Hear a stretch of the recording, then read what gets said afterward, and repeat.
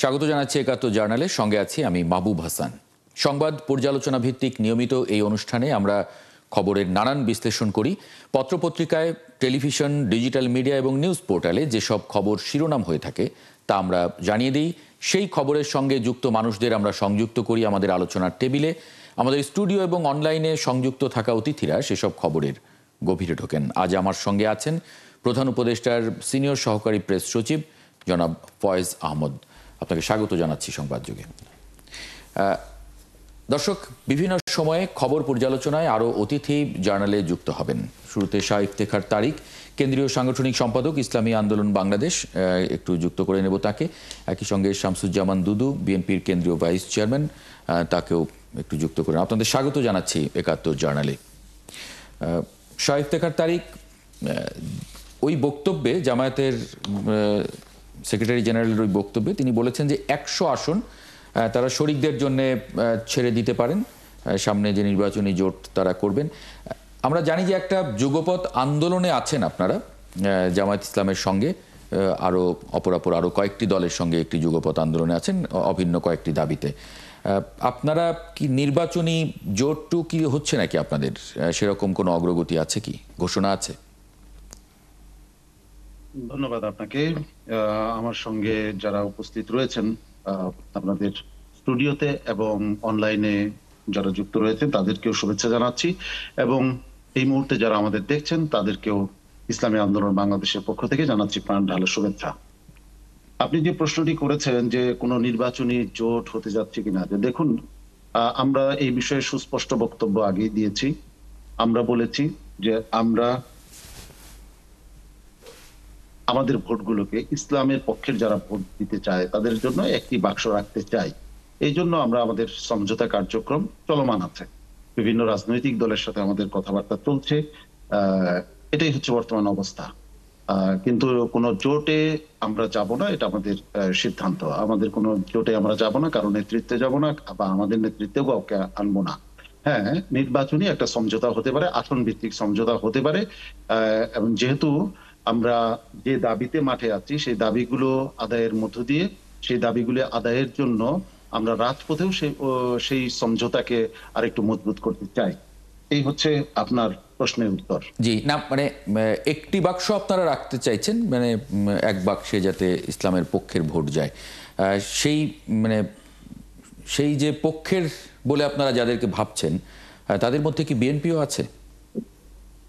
সবাই থাকতে পারে। সবাই থাকতে পারে, তার মানে ফয়েজ আহমদ, কোনো প্রশ্ন যদি থাকে? না, আমি একটু জানতে চাই আপনার কাছে, তাহলে যে বেশ কয়েকদিন ধরে কাগজে যে একটা খবর বের হচ্ছে যে ইসলামিক দলগুলোর মধ্যে আলাদা একটি জোট হওয়ার সম্ভাবনা দেখা যাচ্ছে, সেটা আপনার বক্তব্য যেটা বুঝলাম যে আলাদা রাজনৈতিক কোনো জোটের বিষয়ে আপনারা ভাবছেন না, বরঞ্চ নির্বাচন কেন্দ্রিক এক ধরনের আসন সমঝোতার বিষয়ে ভাবছেন।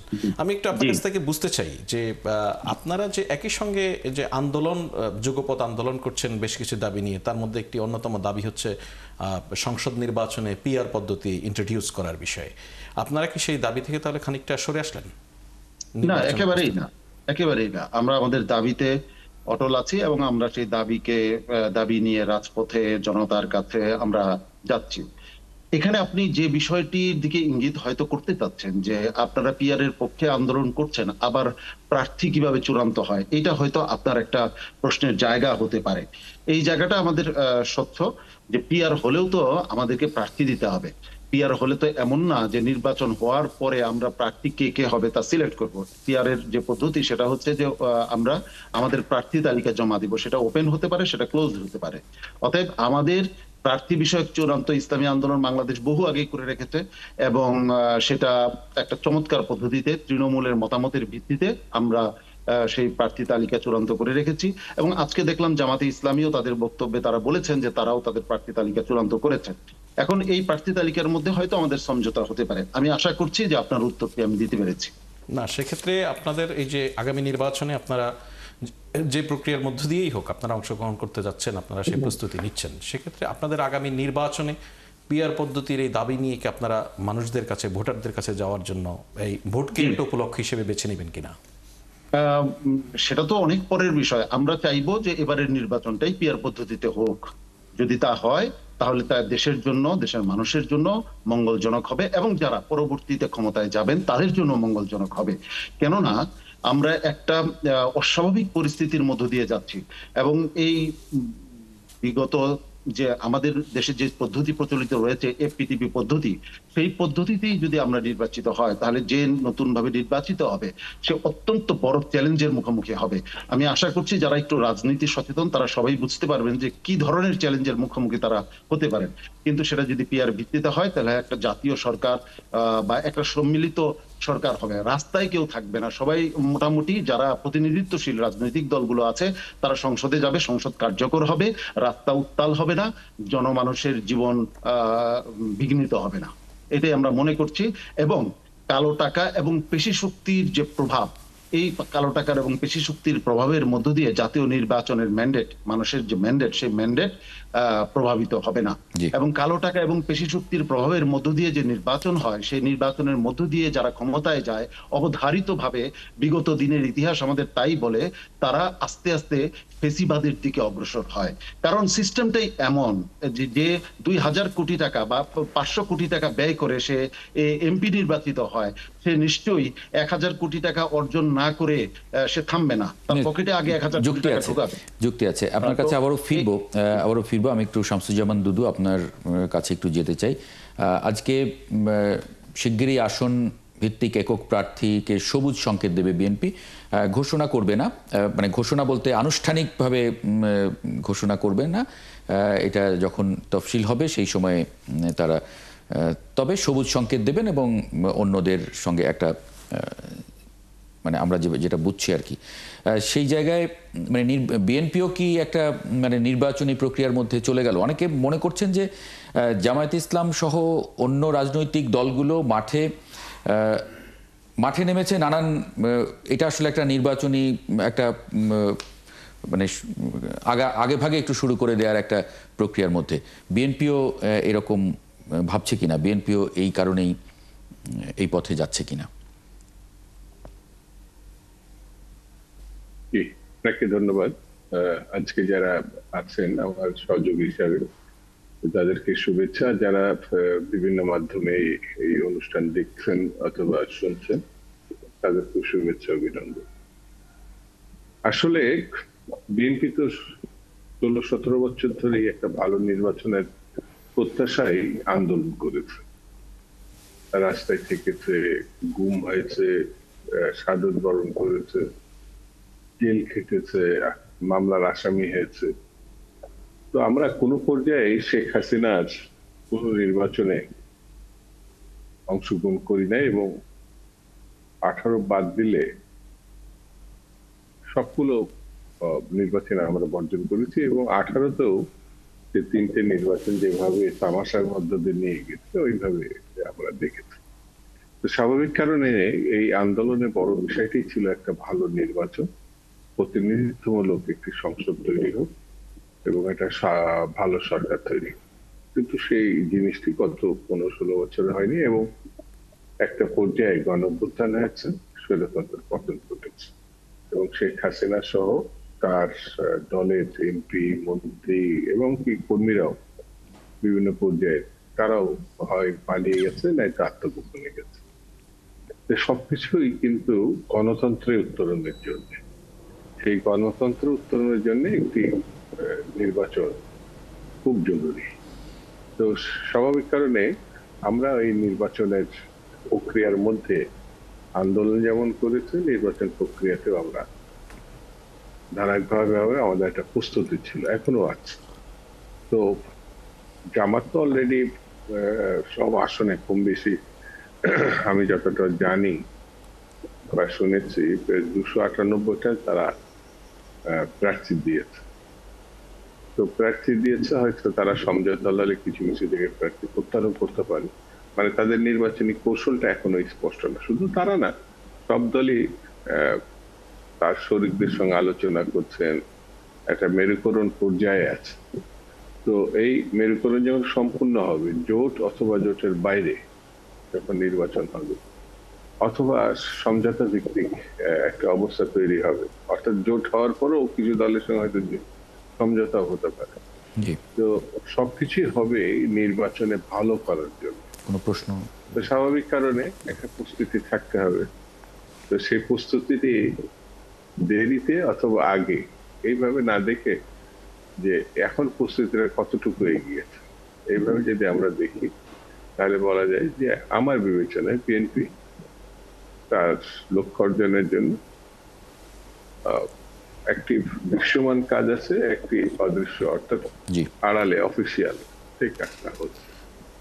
তো তো যেটা আপনি বললেন যে সবুজ সংকটের ব্যাপার, না, আমাদের করতে পারেন। কমপক্ষে এক একটা আসনে প্রায় 10টার প্রার্থী জি। কমে নেই এবং কম বেশি এরা উপযুক্ত। তার ভিতরে একজনকে বেছে নিয়ে নির্বাচন করানো ভেরি টাফ। পার্টিকে ঐক্যবদ্ধ রাখা, তাতে আমি আরো 9 জন যারা বাদ পড়বেন তাদেরকে আবার নির্বাচনের প্রার্থীর পক্ষে কাজ করানো, এটা খুব শক্ত ব্যাপার। তবে সেইগুলো আমরা যাতে একে একজনের যেখানে পার্টি যাকে দিবে তার পক্ষে কাজ করে, এই প্রক্রিয়াগুলো সমালোচনা চলছে। দুদু ভাই, এই জায়গাটায় আপনার কাছে অর্থাৎ একটু জানতে নির্বাচনের চাই মধ্যে যে আমরা অন্যান্য রাজনৈতিক দলগুলির ক্ষেত্রে প্রার্থী নির্বাচন বা প্রার্থী বাছাই যতটা সহজ, যেমন জামাত ইসলামী বলছে তারা তাদের 200 প্রার্থী বা 298 জন প্রার্থী অলরেডি চূড়ান্ত করেছে। ইসলামী আন্দোলন বাংলাদেশ একইভাবে বলছে তাদের প্রার্থী তারা অনেক আগে চূড়ান্ত করেছে। তারা একটা প্রক্রিয়ার মধ্য দিয়ে আসে, এই চর্চাটা আছে। কিন্তু অপরদিকে বাংলাদেশ জাতীয়তাবাদী দল বিএনপি সবচেয়ে বড় রাজনৈতিক দল এই মুহূর্তে। তাদের ক্ষেত্রে, আপনাদের ক্ষেত্রে, দলের ক্ষেত্রে আপনি যেটা নিজেও বলছিলেন এক এক জায়গায় অনেকজন মনোনয়ন প্রত্যাশী। আমি আপনার কাছ থেকে আপনি যেটা ইঙ্গিত করছিলেন বুঝতে চাই যে বিএনপির জন্য কি ভোটের আগে, ভোটের একটা বিশাল চ্যালেঞ্জ, সেই চ্যালেঞ্জের আগে নিজেদের দলের প্রার্থী বাছাইটাও একটা বড় চ্যালেঞ্জ কিনা আসলে? অবশ্যই চ্যালেঞ্জ। এক প্রার্থী করা এবং সেই প্রার্থীর পক্ষে অন্য যারা প্রতিদ্বন্দ্বী প্রার্থী থাকেন তাদেরকে আবার সম্মিলিতভাবে কাজ করার উৎসাহিত করা নিঃসন্দেহে চাপ। তবে আমরা বিএনপি হিসাবে 2-3বার 4বার সরকারে ছিলাম, অনেকগুলো ভোটে আমরা অংশগ্রহণ করেছি। প্রক্রিয়াগুলো আমাদের উপর থেকে নিচ পর্যন্ত জানা, মানে জাতীয় সংসদের কথা বলছি। তো স্বাভাবিক কারণে কিছু কিছু ত্রুটি হলো ম্যাক্সিমাম ক্ষেত্রে, মানে কোন কায়দায় কোন ভাবে কোন প্রক্রিয়াতে এগোলে এটা সহজ হবে সেটা তো আমাদের জানাই আছে, সেইভাবে এগোতে পারলে সহজ হবে। সেই জন্য কঠিন যেমন চ্যালেঞ্জ আছে, আবার অন্যদিকে পূর্ব অভিজ্ঞতা থাকার কারণে এটা সহজও হবে।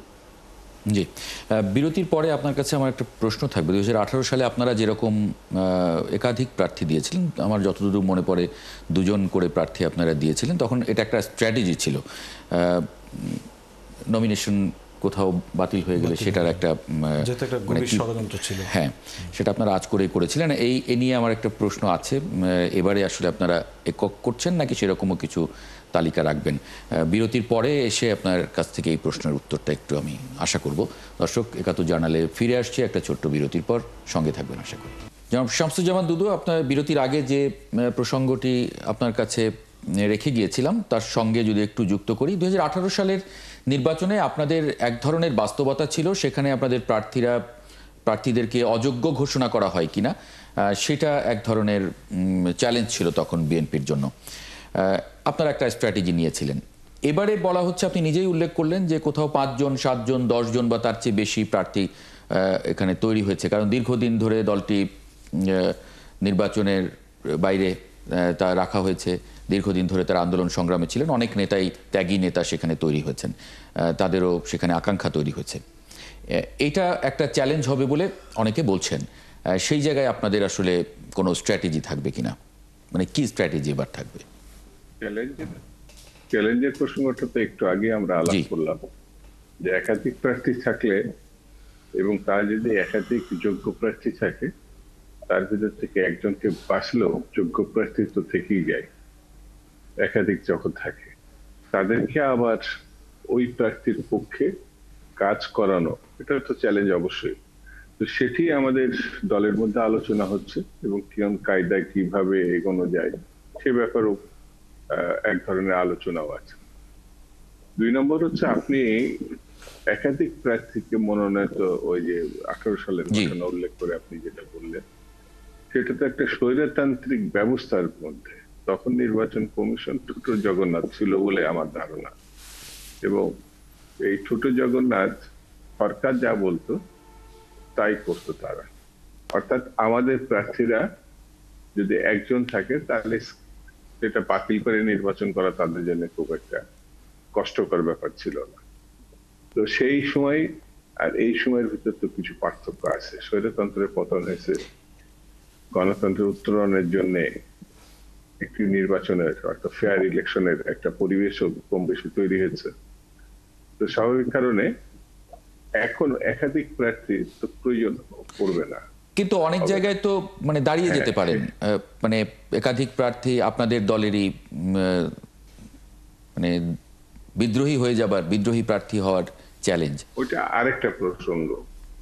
আপনি যেটা এর আগে যে প্রশ্নটা করেছেন 18 সালের কথা উল্লেখ মানে করেন, স্ট্র্যাটেজি হিসেবে একাধিক ক্যান্ডিডেট থাকতেছে না, কিন্তু বিদ্রোহী হওয়ার চ্যালেঞ্জ তো থাকেই, সেটা তো আছেই। না না, ওইটা আরেকটা প্রসঙ্গ। আপনি যেটা নতুন করে বিদ্রোহীর সেটা যদি হয় তখন পার্টি আবার তার স্ট্র্যাটেজি যখন নির্ধারণ করতে থাকবে যে এক প্রার্থী থাকবেন, যেটা আরেকজন দলের নাম নিয়ে বা স্বতন্ত্র প্রার্থী হয়, তাহলে সে যদি দল থেকে পদত্যাগ করে চলে যায় তখন দল তো তার ব্যবস্থা নেওয়ার প্রশ্নটা।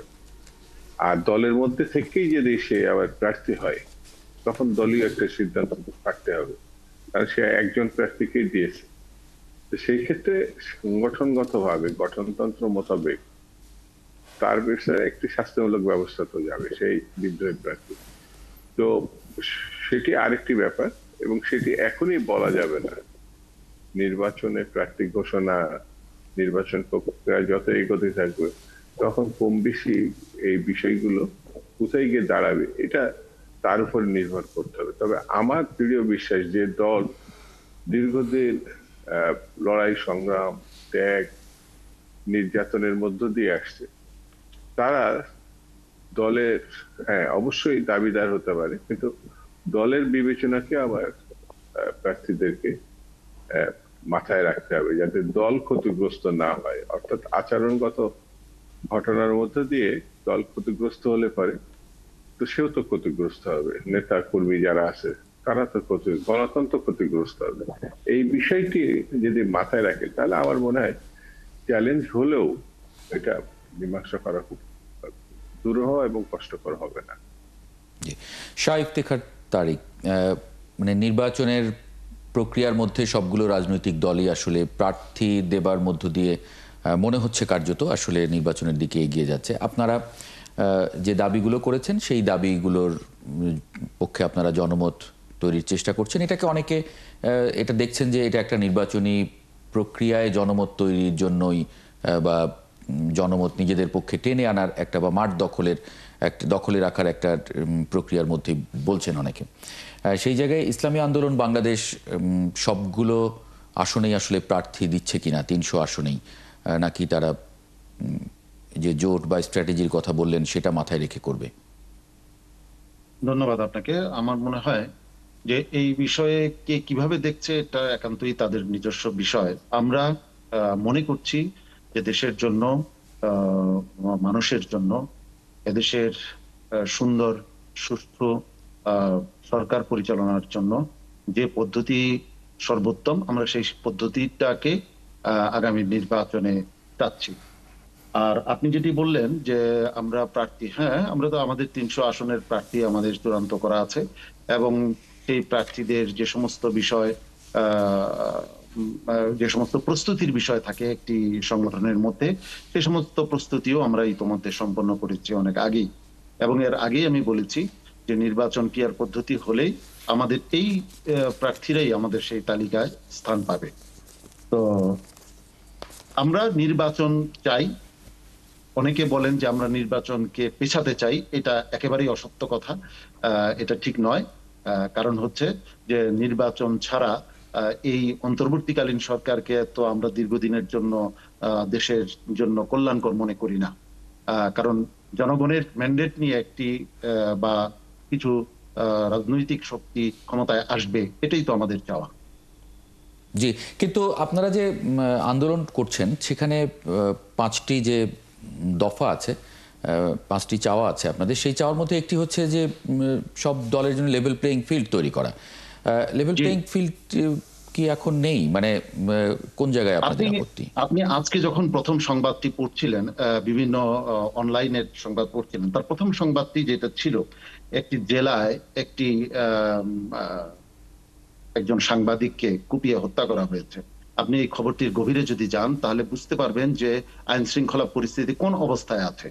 এখন আইন শৃঙ্খলা বাহিনী যখন হিমশিম খাচ্ছে সাধারণ পরিস্থিতি মোকাবেলা করতে, ঠিক সেই সময়ে যখন বিভিন্ন রাজনৈতিক দলের যারা যে কোনো মূল্যে নির্বাচনে বিজয়ী হতে চায়, তারা যখন আক্রমণ শুরু করবে, তাদের অস্ত্রের ব্যবহার শুরু করবে, তাদের পেশি শক্তির ব্যবহার শুরু করবে, তাদের কালো টাকার শক্তির ব্যবহার শুরু করবে, তখন কি সেটা লেভেল প্লেইং ফিল্ড থাকবে?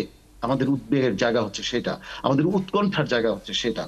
শুধু কি তাই, বিভিন্ন জায়গায় আপনারা এই অন্তর্বর্তীকালীন সরকার ক্ষমতায় নেওয়ার পর থেকে যারা 16টি বছর বিভিন্নভাবে নির্যাতিত নিপীড়িত হলো একটি ফ্যাসিবাদী চরিত্রের একটি সরকারের হাতে, তারপরও আমাদের কি আচরণের কোনো পরিবর্তন হয়েছে? আমরা তো আরো বেশি উৎকণ্ঠিত হয়েছি, আমরা আরো বেশি উদ্বিগ্ন হয়েছি। এই যদি হয় এখনকার অবস্থা, নির্বাচন হলে কি হবে? এখানে প্রসঙ্গ আসে নির্বাচন কমিশন। নির্বাচন কমিশনের ব্যাপারে আমরা খুব বেশি আস্থাশীল হতে পারছি কি?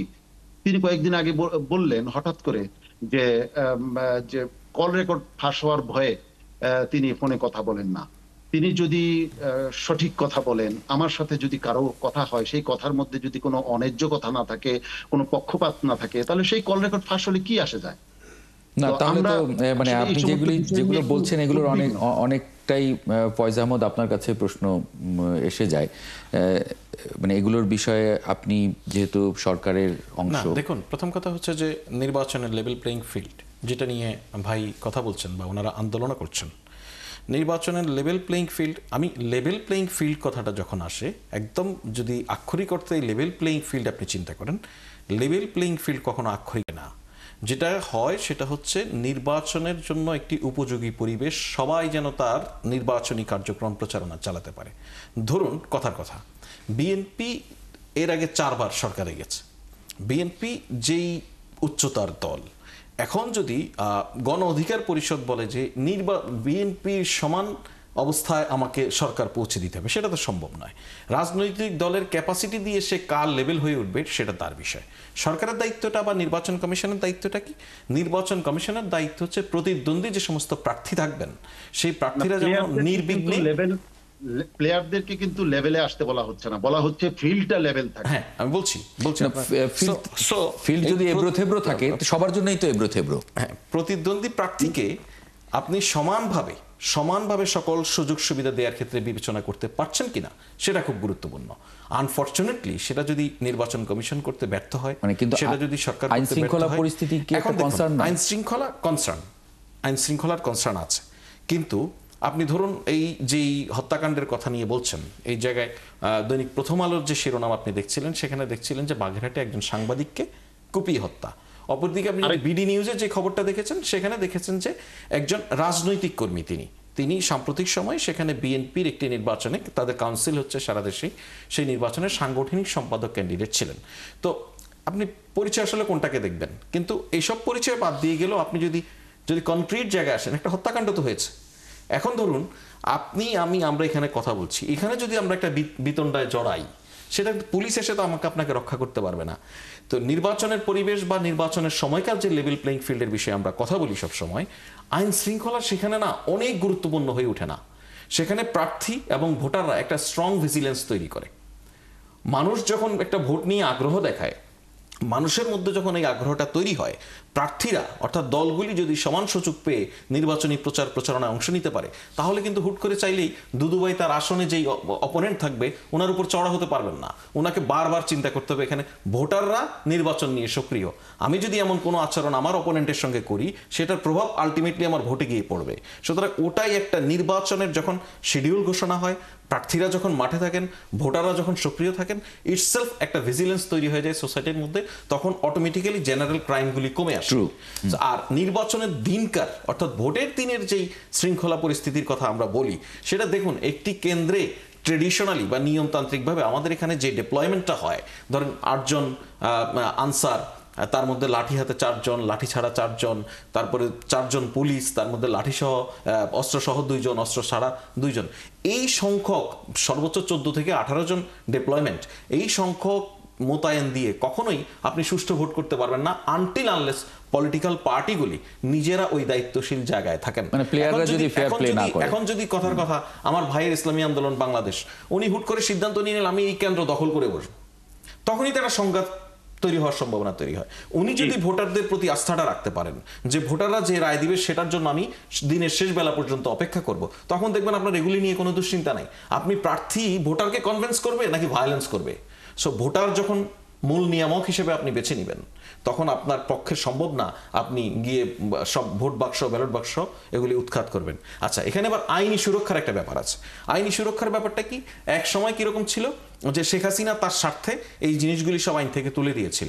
কোনো জায়গায় কোনো নির্বাচনী এলাকায় যদি নির্বাচন কেন্দ্রে সংঘাত সহিংসতার ঘটনা ঘটে, অর্থাৎ বড় স্কেলে কোনো অনিয়ম হয়, সেক্ষেত্রে নির্বাচন কমিশনের এখতিয়ার ছিল পুরো আসন ধরে সে নির্বাচন বাতিল করে দেওয়ার। শেখ হাসিনা আইন করে সেটা বদলে দিয়েছে, না শুধুমাত্র ওই কেন্দ্রের করতে পারবে, পুরো আসনের করতে পারবে না। এই জায়গাগুলিতে এক ধরনের পরিবর্তন আসার ফলে প্রার্থীদের মধ্যে অন্তত যারা, বিশেষ করে আপনারা যাকে এক এক এলাকায় এক একজন হতে পারে, এক এক পার্টির হতে পারে, যার মাসেল পাওয়ার নিয়ে আপনি চিন্তিত হবেন, সে কিন্তু এটা নিয়েও চিন্তিত হতে হবে আমি আমার মাসেল শো করতে গেলে পুরো নির্বাচনটাই বন্ধ হয়ে যাওয়ার সম্ভাবনা আছে।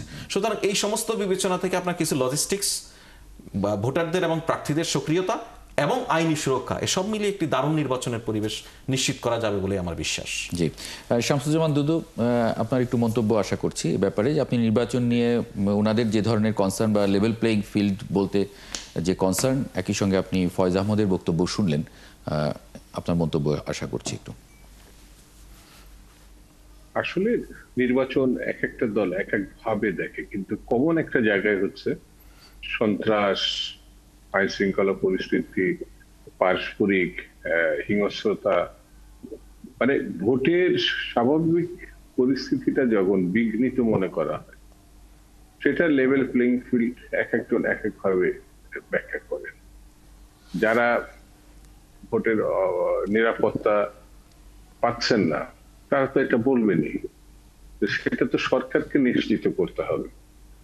যে কোনো দলই নির্বিঘ্নে যাতে প্রচার কাজে অংশগ্রহণ করতে পারে, যে পোস্টার অথবা ব্যানার অথবা লিফলেট বিতরণে বাধাগ্রস্ত হয়, তো তাহলে তো ওই স্বাভাবিক প্রক্রিয়াটা থাকলো না, যেটা আগে গুন্ডামি, ওই যে 3টা নির্বাচনে একটা দল যা মনে করেছে ওইভাবেই আইন শৃঙ্খলা বাহিনী চলছে, এমনকি মিলিটারিও চলছে।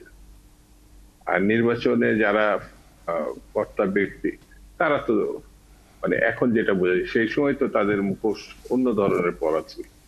তো সেই জন্য আমার কাছে মনে হয় যে যে দলেরই নির্বাচন প্লেইং ফিল্ডের কথা বলুক না কেন, তাদের মতো করে তারা নিশ্চয় মনে করছে যে এটি এখন জরুরি। ওই যে কথাটা উঠলো বাগেরহাটের প্রসঙ্গে, যে এখানে একজন রাজনৈতিক নেতা যে বিএনপি করে, আবার আরেক জায়গা থেকে আরেকটা সংবাদ আসলো যে একজন সাংবাদিক। প্রশ্ন হচ্ছে বিএনপি করুক অথবা সাংবাদিক, হত্যাকাণ্ড তো হত্যাকাণ্ডই, এবং হত্যাকাণ্ড মানেই হচ্ছে ওই জায়গায় আইন শৃঙ্খলা পরিস্থিতিটা অন্য যে কোনো জায়গা থেকে খারাপ। তো সেই জায়গাটা আপনি কিভাবে দেখেন? এটা তো হত্যাকাণ্ড। তো নির্বাচনের দিকে যত আমরা এগোবো, এখানে তো একটা অদৃশ্য ষড়যন্ত্রকারী শক্তি তো আছে, তারা তো পাওয়ারফুল না। এইভাবে যদি আমরা দেখি তাহলে ভুল হয়ে যাবে। তাদের হাতে মানে সীমাহীন অর্থ আছে, লুটের অর্থ আছে, তাদের কাছে অস্ত্র আছে, তাদের একটি বড় দেশ সমর্থন করছে।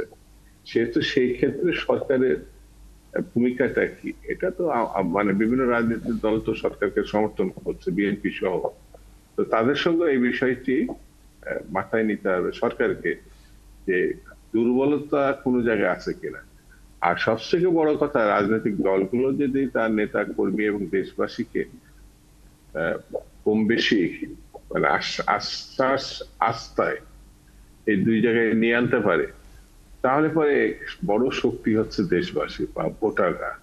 তারা যদি ঘুরে দাঁড়ায় কিরকম পরিস্থিতি হবে সেটা তো আমরা 24 সালেই দেখেছি, আমরা 90-এর গণঅভ্যুত্থানে দেখেছি, মুক্তিযুদ্ধের সময় দেখেছি।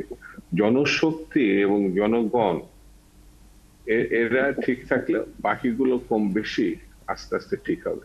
সেখানে আবার সরকারের দৃষ্টিভঙ্গিটা বুঝতে হবে, তারা কি চায়। আমার ধারণা বর্তমান সরকার একটি প্রতিশ্রুতি দিয়েছে ঐতিহাসিক এবং ভালো নির্বাচনে, আমরা সেটা বিশ্বাস করতে চাই। যে সময়টা আছে, অনেক সময় আছে, যে দুর্বলতা গুলো যদি থাকে, আমরা দেখছি যে জায়গাগুলো ঠিক করা, ঠিক করলে আমার মনে হয় যে আপত্তিগুলো বিভিন্ন জায়গা থেকে আসছে, যে আপত্তিগুলো আর থাকবে না। জি, শাহ ইফতেখার তারিক, আপনি শুনলেন শামসুজ্জামান দুদু এবং ফয়েজ আহমদ, তারা আশ্বস্ত করেছেন, আশ্বস্ত হতে চাইছেন নির্বাচনী প্রক্রিয়ার মধ্যে দেশ গেলে এবং আইন শৃঙ্খলা পরিস্থিতির যতটুকু ব্যত্যয় আছে সেটা যদি একটা পর্যায় পর্যন্ত ঠিক করে ফেলা যায়, নির্বাচনের সময় এটা আরো উন্নত হয়ে যাবে। সেই জায়গায় আপনি আশ্বস্ত কিনা?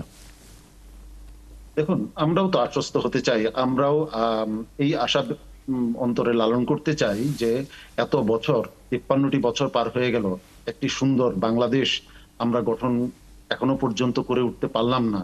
এখনো আমাদের নির্বাচনী ব্যবস্থা নিয়ে রক্ত ঝরাতে হয়, এখনো দুর্নীতির বিরুদ্ধে রাস্তায় নামতে হয়। তো এটা আমাদের জন্য দুর্ভাগ্যজনক। আমরা আশা করতে চাই যে আমরা একটা নতুন বাংলাদেশের পথে যাত্রা শুরু করব, কিন্তু সেই আশা যেন দুরাশায় পরিণত না হয়। সেই জন্য সকলকে সতর্ক থাকা উচিত। এবং আমরা মনে করছি যে যদি আমাদের দাবিগুলোকে সমস্ত রাজনৈতিক দলগুলি, বিশেষ করে বড় রাজনৈতিক দল হিসেবে বিএনপি, বিষয়টাকে কনসিডারেশনে তারা যদি নিতেন, তাহলে এটা দেশের জন্য অনেক বেশি কল্যাণকর হতো। এবং কেননা এটাকে শুধু আমরাও এই দাবি আনিনি, ও দাবিটা এনেছে অন্যরা, তাই আমি এটা মানবো না। এই জায়গায় না থেকে এটাকে যদি আমরা খুব মানে দরদ নিয়ে, দেশের প্রতি দরদ নিয়ে আমরা যদি চিন্তা করি, তাহলে দেখব যে পিআর পদ্ধতিতে নির্বাচন হলে এই অনেকগুলি চ্যালেঞ্জ খুব সহজেই মেটানো সম্ভব। না, ওনাদের বক্তব্য কিন্তু ভিন্ন। ওনারাও দরদ দিয়ে দেখছেন এবং বলছেন যে এটা পিআর পদ্ধতি দেশের জন্য ভালো হবে না। আলাদা আলাদা মতামত, আমরা আমাদেরটা বলছি, আমরা আমাদেরটা উপলব্ধি করার জন্য আবেদন জানাচ্ছি সকলকে। কিন্তু আরো কয়েকটা বিষয় আছে, জুলাই সনদের আইনি ভিত্তি, এগুলির এখনো কিন্তু কোনো আমরা সুস্পষ্ট অবস্থা দেখতে পাচ্ছি না। আমাদের সামনে ঐক্যমত্য কমিশনে তো আপনারা আছেন, ঐক্যমত্য কমিশনে তো এটা নিয়েও কথা চলছে, এবং ঐক্যমত্য কমিশন তো বা সরকার নিজেও তো আশ্বস্ত, সরকার বলছে যে এটা আমরা করে ফেলতে পারবো বলে আশা করছি।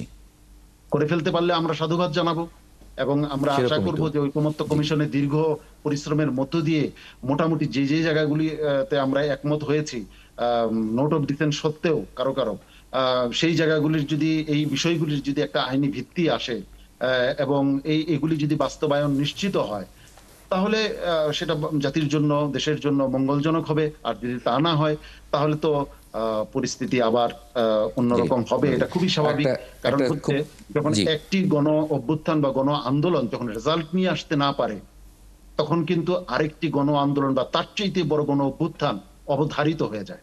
জি, ফয়েজ আহমদ, শামসুজ্জামান দুদু তার বক্তব্যের মধ্যে একটা জায়গায় একটু বলেছেন যে খুন তো খুনই আসলে, এবং নিশ্চয়ই অন্য জায়গার তুলনায় সেখানে আইন শৃঙ্খলা পরিস্থিতি খারাপ বলেই এই ঘটনা ঘটতে পেরেছে। এবং উনি বলেছেন যে লুটের অনেক অস্ত্র আছে, মানে সরকার তো আমরা দেখেছি যে অস্ত্র উদ্ধারের নানানভাবে চেষ্টা করেছে, অভিযান করেছে, এখনো বোধহয় সে অভিযান চলছে, চলছে। মানে কাঙ্ক্ষিত পর্যায়ে যে এটা রেজাল্ট পাওয়া গেছে এরকমটাও অনেকে মনে করেন না, মানে সেই জায়গায় না। দেখুন, প্রথম কথা হচ্ছে যে ভাই যেটা বলেছেন খুবই অ্যাগ্রিড আমি।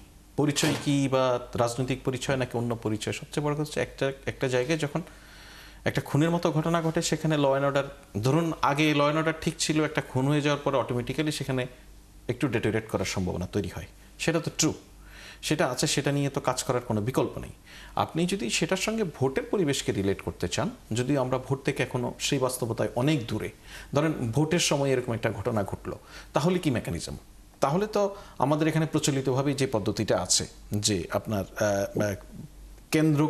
ভোট কেন্দ্রকে এক ধরনের আলাদা করে মূল্যায়ন করার চেষ্টা করা হয় বিভিন্ন গোয়েন্দা তথ্যের ভিত্তিতে, প্রার্থীর অবস্থা, প্রার্থীর সমর্থকদের অবস্থা, এলাকার অতীতের ক্রিমিনাল রেকর্ডস, এসব বিবেচনায় গুরুত্বপূর্ণ এবং সাধারণ বা ঝুঁকিপূর্ণ বা সাধারণ ভোটকেন্দ্র হিসেবে মূল্যায়ন করা হয়। সে বিষয়ে সেভাবেই ডেপ্লয়মেন্ট এবং আউটসাইড ভোটকেন্দ্রের ডেপ্লয়মেন্ট এবং আউটসাইড ডেপ্লয়মেন্টটা সেভাবে নিশ্চিত করা হয়। আপনি এখন যদি এই জায়গাটায় খেয়াল করেন, আপনি দেখুন আগামী নির্বাচনে যে লেভেল প্লেইং ফিল্ড হওয়ার ক্ষেত্রে কিছু কিছু নিয়ামক বাই ডিফল্ট আমাদের হাতে আছে। বাই ডিফল্ট আমাদের হাতে আছে কীরকম, যে বর্তমান যে সরকার, ইন্টারিম গভর্নমেন্টের তো কোনো পলিটিক্যাল পার্টি নেই, ইন্টারিম গভর্নমেন্টের তো কোনো এই ধরনের কোনো অ্যাম্বিশন নেই যে আগামী নির্বাচনের মধ্য দিয়ে আমাকে জিতে আবার ক্ষমতায় আসতে হবে।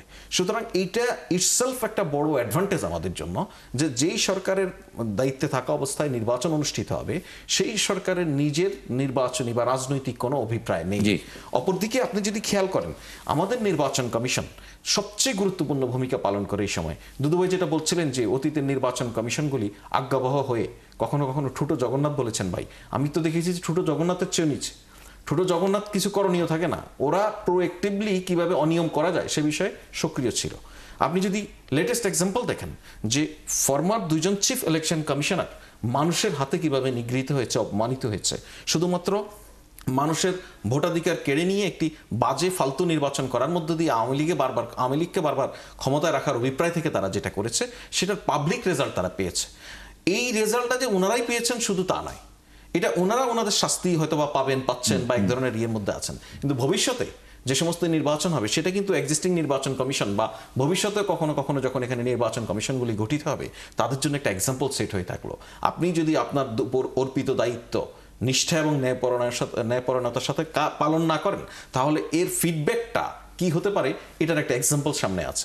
আমি এগুলিকে বলছি বাই ডিফল্ট অ্যাডভান্টেজ। হ্যাঁ, এবং এই এক্সাম্পল তো সরকারের জন্যও আছে। ডেফিনেটলি, হ্যাঁ, যে একটা নির্বাচিত সরকারও যদি পরবর্তীতে ডেফিনেটলি, এখন এটাই তো চ্যালেঞ্জ। এই চ্যালেঞ্জটা আমাদের সবার সামগ্রিক।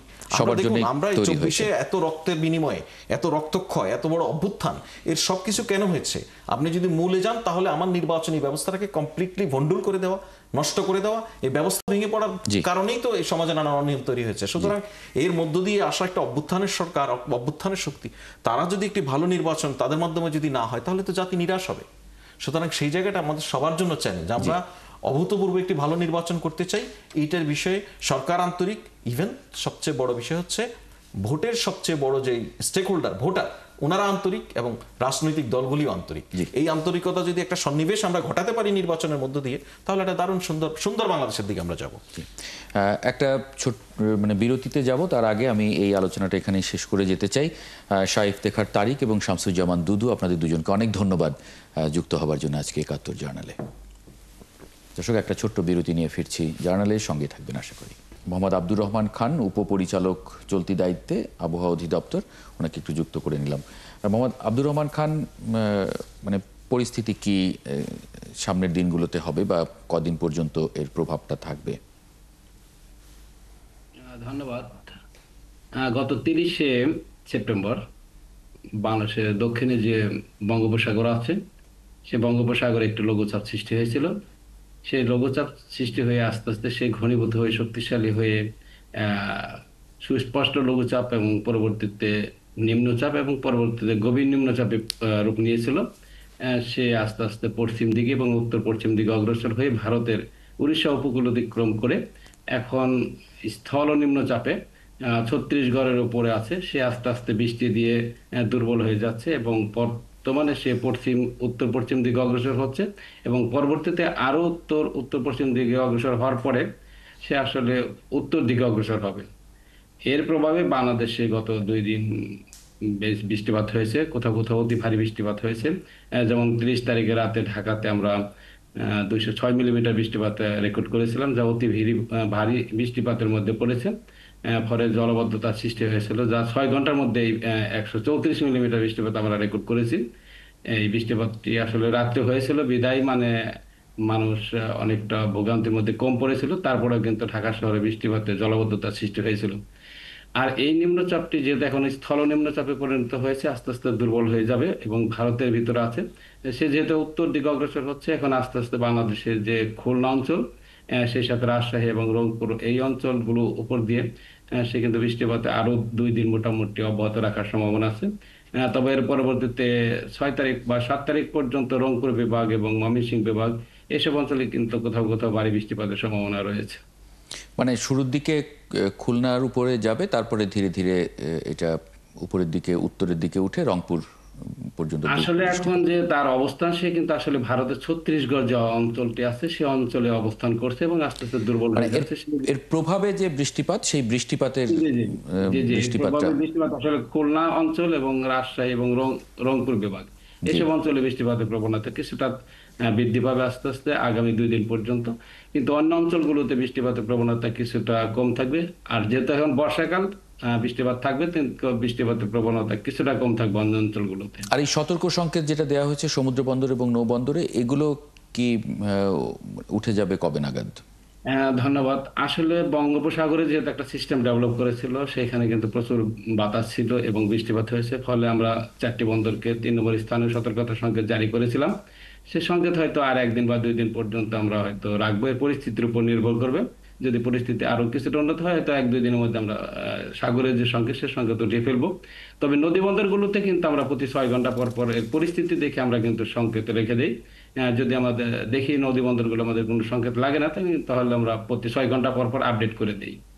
আচ্ছা, আর সামনে তাপমাত্রা বিষয়ে কোনো ধরনের নির্দেশনা আছে কিনা? আসলে যেহেতু বৃষ্টিপাতের প্রবণতা রংপুর বিভাগ, রাজশাহী বিভাগ বাদে অন্য অঞ্চলগুলোতে কিছুটা কমে যাওয়ার সম্ভাবনা আছে, বিদায় তাপমাত্রা কিছুটা হয়তো বৃদ্ধি পাবে। তার পরবর্তীতে কিন্তু এখন যেহেতু মৌসুমী বায়ু বাংলাদেশ থেকে আস্তে আস্তে বিদায় নেবে এবং বৃষ্টিপাতের প্রবণতা কিছু কিছু কমে যাবে এবং তখন তাপমাত্রা কিছুটা গত 2 দিন যা ছিল তার চাইতে কিছুটা বৃদ্ধি পেতে পারে কোথাও কোথাও। তবে রাতের তাপমাত্রা কিছুটা কমে যাবে আস্তে আস্তে। জি, ফয়জ আহমদ, কোনো না ঠিক আছে, বোঝাই তো যাচ্ছে যে মনে হয় মানে খুব বেশি অবনতি হওয়ার কোনো সংকেত তো দেখা যাচ্ছে না। ধন্যবাদ। না, আপাতত আসলে সেই ধরনের বড় কোনো মানে দুর্যোগপূর্ণ আবহাওয়ার সম্ভাবনা আপাতত কম। তবে আস্তে আস্তে 2 দিন পর থেকে আমরা কিছুটা উন্নতির দিকে যাওয়ার সম্ভাবনা আছে। আপাতত 2 দিন হয়তো উত্তরবঙ্গতে বিশেষ করে রাজশাহী এবং রংপুর বিভাগ কিছুটা বৃষ্টিপাতের প্রবণতা বৃদ্ধি পাবে, কিন্তু ওই ধরনের মানে প্রাকৃতিক দুর্যোগ যেটা মানে দুর্যোগপূর্ণ আবহাওয়ার সম্ভাবনা আপাতত আমরা তেমন দেখছি না। আচ্ছা, বৃষ্টি বলয়ের কথা বলা হচ্ছে, মানে এটা কি কোনো? আসলে বৃষ্টি বলয় যেটাকে বলে, আসলে যখন যখন কোনো সাগরে কোনো সিস্টেম ডেভেলপ করেন তখন কিন্তু আসলে এর প্রভাবে প্রচুর বৃষ্টিপাত হয়ে যায় আর কি। জি, এই বৃষ্টিপাত কিন্তু আস্তে আস্তে যেহেতু আমরা 2 দিন পেয়েছি, দেশের বিভিন্ন অঞ্চলগুলোতে কোথাও কোথাও অতি ভারী বৃষ্টিপাত পেয়েছি। এটি আসলে বৃষ্টি বলয়, কিন্তু আস্তে আস্তে যেটা বললাম আমি যে গত আস্তে কয়েকদিন আস্তে আস্তে থাকে কমে জি যাচ্ছে। আস্তে আস্তে মানে বৃষ্টি বলয়টা হয়তো রাজশাহী রংপুর বিভাগে কিছু থাকবে, আস্তে আস্তে অন্য অঞ্চলগুলো থেকে আস্তে আস্তে কমে যাওয়ার সম্ভাবনা থাকে। জি, মোহাম্মদ আব্দুর রহমান খান, অনেক ধন্যবাদ যুক্ত হওয়ার জন্য 71 জার্নালে। দর্শক, এই পর্যায়ে একটা ছোট্ট বিরতি নিয়ে ফিরে আসছি, সঙ্গে থাকবেন আশা করি। কাল সকালে যে পত্রিকাগুলো হাতে পৌঁছবে সেই পত্রিকাগুলোর শিরোনাম, সবগুলো পত্রিকায় যেটি শিরোনাম করেছে, গাজা অভিমুখে আরও 11 জাহাজ যাচ্ছে, যে 44টি জাহাজ সুমুদ ফ্লোটিলার, সেই জাহাজগুলো সবই আটকে দিয়েছে। আমরা জানতাম যে সর্বশেষ একটি জাহাজ যাচ্ছিল, সেটি গাজার মেরিটাইমে ঢুকে পড়েছিল, সীমানায় ঢুকে পড়েছিল, সেটিকেও আটকে দেওয়া হয়েছে এবং যাদেরকে নিয়ে যাওয়া হয়েছে, হেফাজতে নেওয়া হয়েছে, এই অভিযাত্রী যারা ছিলেন তাদের সবাই অনশনে আছেন। এই বিষয়টি নিয়ে আমরা একটু কথা বলবো। যুক্ত করে নেই অধ্যাপক আনিসুর রহমান, আন্তর্জাতিক সম্পর্ক বিশ্লেষক, জগন্নাথ বিশ্ববিদ্যালয়। অধ্যাপক আনিসুর রহমান, স্বাগত জানাচ্ছি 71 জার্নালে। যে খবরটি আমরা পড়ছিলাম এটি নিয়ে আসলে বেশ কয়েকদিন ধরেই সবাই খুব আপডেট থাকছিলেন, কত দূর গেল, কোনো বাধা এলো কিনা। সর্বশেষ যখন একের পর এক বাধা আসছিল, সেই বাধাগুলো টপকে পেছন থেকে আরেকটি জাহাজ লিড দিয়ে তাদেরকে নিয়ে যাচ্ছিল, এরকম একটা অবস্থা। মোটামুটি একটা সময় খুবই উত্তেজনা ছিল। সর্বশেষ যে জাহাজ সেটি নিয়েও আসলে আশান্বিত ছিল মানুষ, কিন্তু সেটিকেও আটকে দেওয়া হয়েছে। এটার একটা ইম্প্যাক্ট বিশ্বজুড়ে দেখা যাচ্ছে। মানে এটি যে সফল হবেন না, অনেক ক্ষেত্রে অনেক বিশ্লেষকই বলছিলেন, আপনিও এরকম আশঙ্কা করেছিলেন এই অনুষ্ঠানে, কিন্তু এটার একটা ইম্প্যাক্ট তৈরি হওয়া নিয়ে আপনার খুব আশাবাদী একটা উচ্চারণ ছিল। সেটার আসলে কি দেখেন? দেখুন, এই বিষয়টি অত্যন্ত দুঃখজনক এবং আমরা বলে আসছিলাম যে আসলে এই গ্লোবাল সমুদ্র ফ্লোটিলার কোনো জাহাজই গাজা স্ট্রিপে ঢুকতে পারবে না, কারণ ইসরায়েল এটা প্রথম থেকেই প্রথমে তারা ড্রোন অ্যাটাক শুরু করেছিল আপনার হলো যে সেপ্টেম্বর মাসে, এবং কন্টিনিউয়াসলি তারা ব্যারিকেড দিয়েছে গাজায় যাতে ঢুকতে না পারে। তো এই ক্ষেত্রে আপনার হলো যে ইসরায়েল বিরোধী একটা বিশ্ব জনমত তৈরি হবে এবং হচ্ছে। দেশে দেশে বিদ্রোহ বা বিপ্লব বা এই যে ইসরায়েল বিরোধী কর্মকাণ্ড পরিচালিত হবে। এবং স্টেট অ্যাফেয়ার্সেও আপনি দেখবেন যে বেশ কিছু রাষ্ট্র কিন্তু তীব্র প্রতিবাদ জানিয়েছে, এবং শুধুমাত্র লিখিত না, আমি এখানে 3-4টা রাষ্ট্রের কথা বলতে পারি। যেমন ইটালিয়ান মিনিস্ট্রি অফ ডিফেন্স, তারা এক ধরনের স্টেপ নিয়েছে। ইটালিয়ান নেভির এক ধরনের স্টেপ আছে। স্প্যানিশ প্রাইম মিনিস্টারের একটা স্টেপ আছে এখানে। Ministry of national defence of turkey, এই যে আমি কান্ট্রিগুলো বললাম, এই সমস্ত কান্ট্রি কিন্তু আপনার হলো যে টার্কি ইসরায়েলের বিরুদ্ধে এক ধরনের অ্যাকশনের দিকে যাচ্ছে। অন্যদিকে আপনি জানেন যে নেলসন ম্যান্ডেলার নাতিকে অ্যারেস্ট করা হয়েছে, এবং আফ্রিকা কিন্তু সাউথ আফ্রিকা একটি তীব্র প্রতিবাদ জানিয়েছে এই কর্মকাণ্ডের উপর। সুতরাং সবগুলো বিষয় কিন্তু ইসরায়েল যে একটি সন্ত্রাসী রাষ্ট্র, এটি কিন্তু বিশ্ব দরবারে প্রতিষ্ঠিত হলো এই একটা নেভাল ব্লকেড এবং এই যে ধরপাকড়, মানুষকে আপনার হলো যে সমস্ত মানুষরাই অংশগ্রহণ করেছে, প্রত্যেকটি মানুষ হচ্ছে নিরস্ত্র মানুষ, এবং প্রত্যেকটি মানুষ হচ্ছে মানবতার জন্য কাজ করে, এবং এই সমস্ত মানুষগুলোকে অ্যারেস্টের মধ্য দিয়ে ইসরায়েল প্রমাণ করছে যে তাদের কাছে আসলে এই সন্ত্রাসী রাষ্ট্রটার কাছে মানবতার কোনো স্থান নেই, এবং বিশ্ব মানবতা তাদের কাছে ভুলণ্ঠিত এক কথায়। এবং ইসরায়েল এখান থেকে বিশ্বকে এক ধরনের বার্তা দিতে চায় যে তারা they are very much terrorist এবং they are very much aggressive in their decision. জি, কোনো প্রশ্ন যদি থাকে তারা এই ধরনের একটা বার্তা দিচ্ছে আর কি। করে ফেলতে পারেন। প্রফেসর, আপনার কাছে আমি একটা জিনিস জানতে চাই, সেটা হচ্ছে যে এইটা পরবর্তী স্টেপটা কি হতে পারে? এই যে অভিযাত্রীরা সেখানে আছেন, তাদের ফেরা বা তাদের বিষয়ে কি সিদ্ধান্ত হতে পারে, বা এটার পদ্ধতিগত প্রক্রিয়া যদি আপনি একটু ব্যাখ্যা করেন যে মানুষের বোঝার জন্য, আমরা একটু বুঝতে চাই। না, এটা আসলে স্টেট অ্যাফেয়ার্স এর ব্যাপারগুলো দ্বিপাক্ষিক আলোচনা তো হবেই। আপনি দেখবেন যে কয়েকটি রাষ্ট্রে কিন্তু ইসরায়েলের রাষ্ট্রদূতদেরকে তলব করা হয়েছে এবং তাদেরকে ডাকা হয়েছে, তাদের কাছে ব্যাখ্যা চাওয়া হয়েছে। এক্ষেত্রে স্টেট নেগোসিয়েশন থাকবে এই ধরনের কর্মকাণ্ডের প্রতিবাদ, এবং যাদেরকে জিম্মি করেছে তাদেরকে মুক্তির জন্য স্টেপ নেবে। পাশাপাশি আপনার হলো যে ইসরায়েলের বিরুদ্ধে বেশ কিছু এমবার্গো, মানে ইকোনমিক এমবার্গো বা কমার্শিয়াল এমবার্গো, এই ধরনের এমবার্গো গুলো জারি করবে। কিন্তু বিষয়টা হলো ইসরায়েল এখান থেকে পার পেয়ে যেতে পারে, বিকজ অফ ইসরায়েলের সবচেয়ে বড় ইনভেস্টমেন্ট হচ্ছে ইকোনমিক ইনভেস্টমেন্ট। ওয়ার্ল্ড ইকোনমি কতটুকু কন্ট্রোল করে ইসরায়েলের বা ইহুদিদের ব্যবসা বাণিজ্য প্রতিষ্ঠানগুলো আছে, এই ইকোনমি সবসময় ওয়ার্ল্ড পলিটিক্সকে ডমিনেট করে। এবং আজকের আমেরিকার পলিটিক্স কিন্তু dominate by American economy dominate by Jews. আপনার হলো যে এই ধরনের কনফ্লিক্ট গুলো আপনার হলো যে আরো বিশ্ব রাজনীতি এবং অর্থনীতিতে প্রভাব ফেলবে। ইসরায়েলের সাথে অনেকগুলো রাষ্ট্র, সেক্ষেত্রে তো আমরা মানে এই যে ইহুদিদের মধ্যেও নানান জায়গায় বিভাজন অলরেডি দেখতে পাচ্ছি। হিউম্যানিটেরিয়ান গ্রাউন্ডে ইহুদিদের নানান সংগঠন নানানভাবে এই প্রক্রিয়ায় ইসরায়েলের যে আগ্রাসী ভূমিকা সেটার বিষয়ে সোচ্চার হচ্ছে, এটা একটা ইতিবাচক লক্ষণ কিনা? না, এইখানে আপনার দেখবেন যে ইহুদিদের মধ্যে দুইটা গ্রুপ। ইসরায়েলে যারা থাকে জিওনিস্ট, এবং ইসরায়েল যে রাজনীতিটা করে তারা জিওনিস্ট রাজনীতি করে, তারা হলো যে আপনার লিবারেল যে জিউস আছে, লিবারেল যে ইহুদি আছে, এদের সাথে কিন্তু এদের একটি মনস্তাত্ত্বিক বলেন বা আদর্শিক বলেন এক ধরনের ডিভিশন আছে। সুতরাং যারা লিবারেল জিউস তারা কিন্তু আপনার হলো যে মেজরিটি না, তারা হচ্ছে মাইনরিটি, এবং মাইনরিটি ভয়েসটা রেজ হচ্ছে। বাট মেজরিটি যারা ইসরায়েল রাষ্ট্রকে দেখতে চায় মিডল ইস্টের মধ্যে একটা পাওয়ারফুল কান্ট্রি, তারা কিন্তু মেজরিটি। তারা কিন্তু এই প্যালেস্টাইনকে চায় না, তারা কিন্তু আপনার এই টেররিস্ট অ্যাক্টিভিটিস গুলো করছে।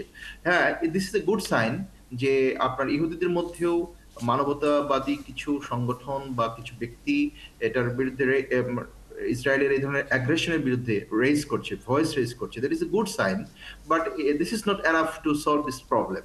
এটা কিন্তু এনাফ না। এই প্রবলেমটিকে সলভ করতে গেলে কিন্তু আপনার আসলে মিলিটারি কনফ্লিক্ট হবে এখানে। This can be a great war, এখান থেকে একটা বড় ধরনের যুদ্ধ হওয়ার সুযোগ হবে বা যুদ্ধ হওয়ার সম্ভাবনা থাকবে, এবং solution must be war. War decision must be solution, I think, in Palestine and Israel crisis. জি, আরেকটি খবরে যদি একটু নজর দিই, পাকিস্তান নিয়ন্ত্রিত কাশ্মীরে আবার কেন বিক্ষোভ ছড়িয়ে পড়ল? আমরা দেখেছি কমপক্ষে 15 জন নিহত হয়েছেন বিক্ষোভকারী এবং নিরাপত্তা বাহিনীর মধ্যে সংঘর্ষে, এবং তার মধ্যে 3 জন পুলিশ কর্মকর্তা আছেন। কেন্দ্রীয় সরকার একটি আলোচক কমিটি গঠন করেছে। ওই কমিটির সদস্যরা গতকাল পাকিস্তান নিয়ন্ত্রিত কাশ্মীরের মুজফফরাবাদে পৌঁছেছেন। কমিটি আলোচনার মাধ্যমে জম্মু কাশ্মীরের জয়েন্ট আওয়ামী অ্যাকশন কমিটির সঙ্গে বৈঠক করবে। তাদের 38 দফা একটা সংগঠনের ব্যানারে 38 দফা নেতাদের একটা দাবি আছে। সেই দাবির বিষয়ে কোনো সমঝোতা হয়নি, যে কারণে নতুন করে এই আন্দোলন চলছে। এটা যদি একটু আপনি বিশ্লেষণ করেন। দেখুন, সাউথ এশিয়াতে পাকিস্তান এবং পাকিস্তান নিয়ন্ত্রিত কাশ্মীর এবং ভারত নিয়ন্ত্রিত কাশ্মীর, এটা একটা কনফ্লিক্ট জোন। এই কনফ্লিক্ট জোনটাকে কেন্দ্র করে ভারত এবং পাকিস্তানের মধ্যে এক ধরনের উত্তেজনা সবসময় বিরাজ করে, এবং এই জোনটাকে কেন্দ্র করে ভারত পাকিস্তানের মধ্যে যুদ্ধ সংঘাত এগুলো জড়িয়ে পড়ছে ভারত এবং পাকিস্তান। আপনারা জানেন যে কিছুদিন আগে ভারত পাকিস্তানের মধ্যে একটা যুদ্ধ হয়েছে, এবং এই যুদ্ধে কিন্তু ভারতের একটা শোচনীয় পরাজয় হয়েছে। আপনার ওয়ার ডিফেন্স বলেন বা কূটনৈতিক ভাবে বলেন, ভারত কিন্তু পাকিস্তানের কাছে এক ধরনের নতি স্বীকার করতে বাধ্য হয়েছে, বা যুদ্ধ থেকে তারা বের হয়ে আসার চেষ্টা করেছে। তো এই ক্ষেত্রে ভারত কিন্তু সবসময় একটা great player in south Asian context, এর মধ্যে একটা গ্রেট প্লেয়ার। সুতরাং এই ধরনের ইনভলভমেন্ট যেগুলো কাশ্মীরের মধ্যে যখন কোনো সংকট তৈরি হবে, আপনি যদি দেখেন যে ভারত নিয়ন্ত্রিত কাশ্মীরে যদি সংকট হয়, সেখানে পাকিস্তানের ইনভলভমেন্ট থাকার একটা সম্ভাবনা থাকে। আবার পাকিস্তান নিয়ন্ত্রিত কাশ্মীরে যখন এক ধরনের টেনশন তৈরি হয়, সেখানে কিন্তু ভারতের একটা নিয়ন্ত্রণ হওয়ার সম্ভাবনা থাকে। কিন্তু এখানে যে জেএএসি এর পক্ষ থেকে যে 38 দফা আছে, সেই দফাগুলো যে বিনামূল্যে শিক্ষা, স্বাস্থ্যসেবা প্রদানের মতো কথা আছে, এবং তারা বলছে যে মন্ত্রী সহ উচ্চ পদস্থ কর্মকর্তাদের জন্য দেয়া সরকারি সুবিধার মধ্যে 2টি সরকারি গাড়ি, ব্যক্তিগত সহকারী এবং নিরাপত্তা প্রহরী ও কাজে ব্যবহৃত গাড়ির জন্য সীমাহীন জ্বালানি। এবং তারা বলছে যে 47 সালে দেশভাগের পর যে ভারত নিয়ন্ত্রিত কাশ্মীর থেকে এখানে এসে বসতি গড়েছেন, তাদের জন্য যে নির্ধারিত 12টি সংরক্ষিত আসন, সেগুলো বিলোপ করা, মানে নানান ধরনের সরকারের বিরুদ্ধে তারা। আমি এখানে একটু যোগ করি, এটা হচ্ছে আপনি যদি খেয়াল করেন যে কাশ্মীরের এখন যেই ফ্রেশ যেই ভায়োলেন্সটা আমরা দেখতে পাচ্ছি, এটা হচ্ছে যে সাম্প্রতিক সময়ে সৌদি আরবের সঙ্গে পাকিস্তানের যে একটা চুক্তি হলো, সেই চুক্তির পরে এটা প্রথম কোনো কনফ্লিক্ট আমরা দেখছি। এটা যদি একটু বড় আকার ধারণ করে, অর্থাৎ ভারত পাকিস্তান যদি এই জায়গায় আবার এঙ্গেজ হয়, সেক্ষেত্রে কি সৌদি আরবকে সম্পৃক্ত হয়ে যাওয়ার কোনো সম্ভাবনা দেখেন কিনা? না, সৌদি আরব তো আসলে আপনাদের সাউথ এশিয়ান কনটেক্সটে গ্রেট প্লেয়ার না। মানে আপনি যদি এখন দেখেন, সৌদি আরব হচ্ছে এমন একটা কান্ট্রি যে কান্ট্রিতে সাউথ এশিয়া থেকে লেবার ফোর্সটা কাজ করে। ধরেন পাকিস্তান থেকে তারা লেবার নেয় বা ইন্ডিয়া থেকে তারা লেবার নেয়। এখানে আপনার পলিসিটা হচ্ছে যে ভারত এবং পাকিস্তান দুইটা দেশই সৌদি আরব থেকে আপনার এক ধরনের ম্যান পাওয়ার তারাকে সেল করে সেখান থেকে বৈদেশিক মুদ্রা অর্জন করে। Saudi Arab is not the player of international politics. আপনি যদি সমরাষ্ট্র বলেন বা পলিটিক্স বলেন, নট দ্য প্লেয়ার। হ্যাঁ, আপনি যথার্থই বলেছেন যে সৌদি আরবের সাথে পাকিস্তানের একটা চুক্তি হয়েছে, এটা একটা সাইন, বিকজ সৌদি আরব হচ্ছে ইউএস এর good friend and Pakistan is a good friend. আবার ধরেন ইন্ডিয়া এটাকে ভালোভাবে নিবে না, বিকজ অফ ইন্ডিয়ান কত শ্রমিক সৌদি আরবে আছে, বা সৌদি আরবের সাথে সৌদি আরব থেকে কি পরিমাণ তেল ইন্ডিয়া কিনে, এই সমস্ত বিষয়গুলো তো থাকবেই। এবং আজকে ভারতের সেনা প্রধানের একটি স্টেটমেন্ট আমি দেখেছি, সেখানেও তিনি বিষয়গুলোকে ক্লিয়ার করার চেষ্টা করেছেন। তার মানে হচ্ছে যে কাশ্মীরের মধ্যে কোনো সংকট যদি তৈরি হয়, এটা আমরা ধরে নিতে পারি যে there is something involvement of the outer countries, outer countries ইনভলভমেন্টটা আছে।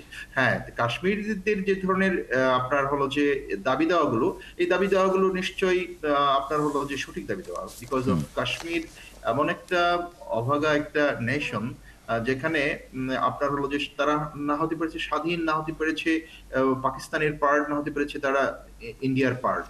সুতরাং এই সমস্ত ভালনারেবল জোনের মানুষদেরকে রাষ্ট্র সবসময় আপনার হলো যে শোষণ করে, বা রাষ্ট্র মানে আমাকে শেষ করতে বলা হচ্ছে। আলোচনাটা আরেকটু বাড়িয়ে নিতে পারলে হয়তো খুব আমরা এক্স্যাক্টলি জানতে পারতাম। অনেক ধন্যবাদ অধ্যাপক আনিসুর রহমান এবং ফয়েজ আহমদ যুক্ত হবার জন্য একাত্তর জার্নালে। দর্শক, আপনাদেরকেও ধন্যবাদ জানাই একাত্তর জার্নাল দেখার জন্য এতক্ষণ। আগামীকাল একই সময় দেখার আমন্ত্রণ জানিয়ে রাখছি, সঙ্গে পাবো আশা করি।